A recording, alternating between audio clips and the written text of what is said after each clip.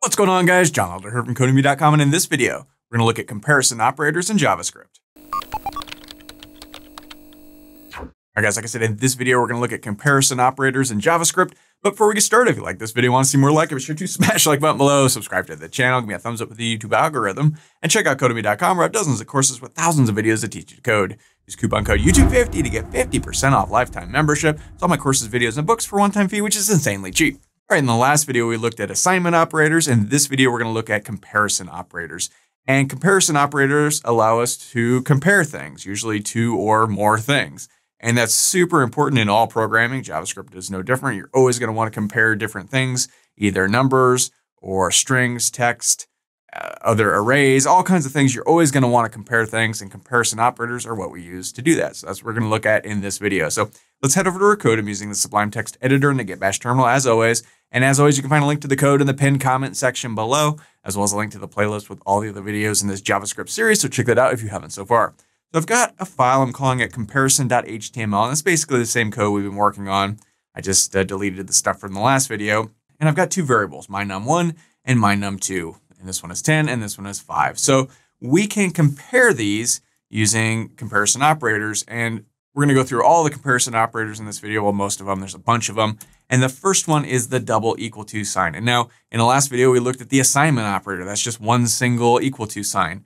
The comparison operator is two equal to signs. So let me put this in parentheses so that we can group these together. And let's go equal my num2. So here we're basically asking a question. We're saying, hey, is my num1 equal to my num2? Now we can look at these and say, no, they're not equal, but this allows us to do that programmatically. And this will return a Boolean. Booleans are true or false. It's just a fancy word for true and false, Boolean.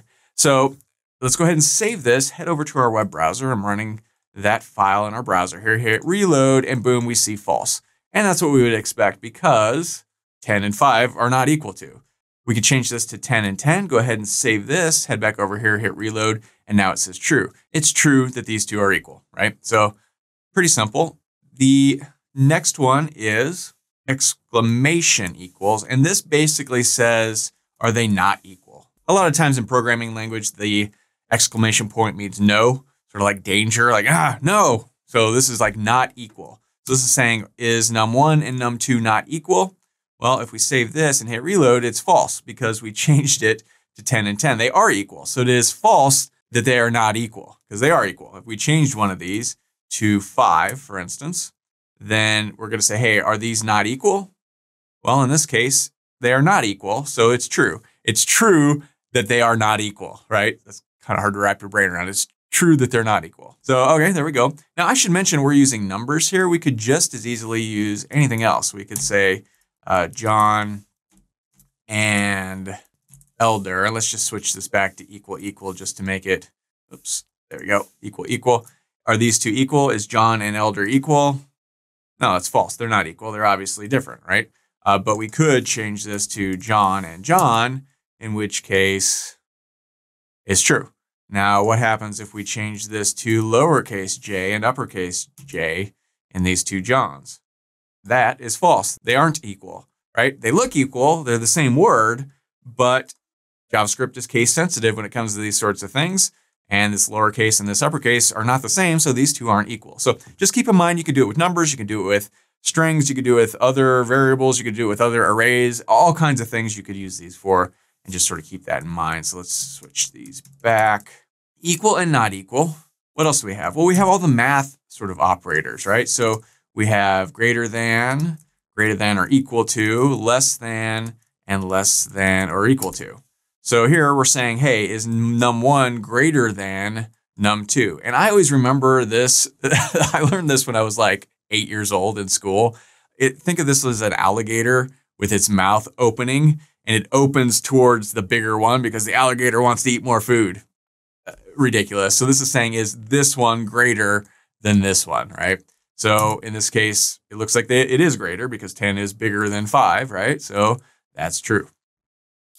We could, equally change this to less than. So now we're saying, is my num1 less than my num2? In this case, obviously it's not. You hit reload and boom, it's false.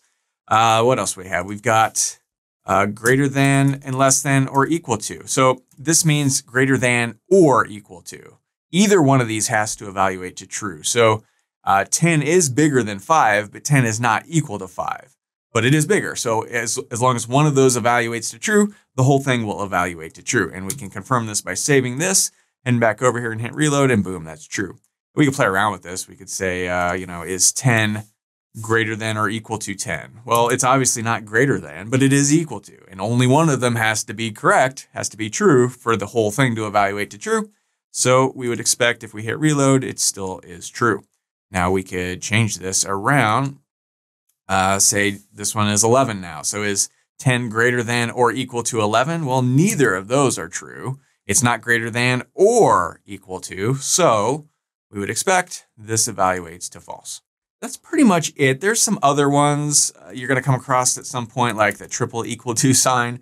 And that one, if memory serves, because you never use that one, that will sort of compare data types. We haven't really talked about data types, but numbers are a data type, strings are a data type, right? So if we said something like 10 and 10, if we said if that is equal to, well, that's going to be false because these data types are different. One's a string and one's a number because we put them in quotation marks, right? On the other hand, if we changed this back to regular 10 and did the same thing, now it's going to be true because they are of the same data types. And there's also, let me just put this in here. Let's see, not equal equal. That's the same thing as this, only not. This one is saying, hey, is it true that these are your equal data types? This one says, is it false that they're data types? So this one will evaluate, if we save this one, come back over here to false because they are in fact the same data type. So it's false that they're not the same because they are the same, right? If we change this to 10 and negative 10 and we said, hey, are these not equal data types? Well, that's true because one's a string and one's an integer, a number. So this would evaluate to true. So, you're hardly ever going to use those, but I will throw them in at the end just so you're familiar with them in case you ever come across them. But yeah, these are the main comparison operators. Now, obviously, you're very rarely just going to do something like this where you're comparing two things. What you're going to use this in is a conditional statement, an if-else statement. So we're going to say, hey, if these two numbers are the same, do something else, right? We'll get into conditional statements probably in the next video, but you need comparison operators before you can understand how to do conditional statements. So the first step is always to learn comparison operators, and we've just done that just now.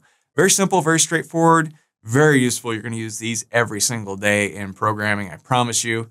They're just probably one of the most important fundamental aspects of any computer programming language, and very easy to do with JavaScript. So that's all for this video. If you liked it, be sure to smash the like button below, subscribe to the channel, give me a thumbs up for the YouTube algorithm, and check out Codemy.com where you can use coupon code YouTube50 to get 50% off lifetime membership. So that's access to all my courses, over 60 courses, thousands of videos, and the PDFs of all my best-selling coding books. Join over 180,000 students learn to code just like you. My name is John Elder from Codemy.com, and I'll see you in the next video.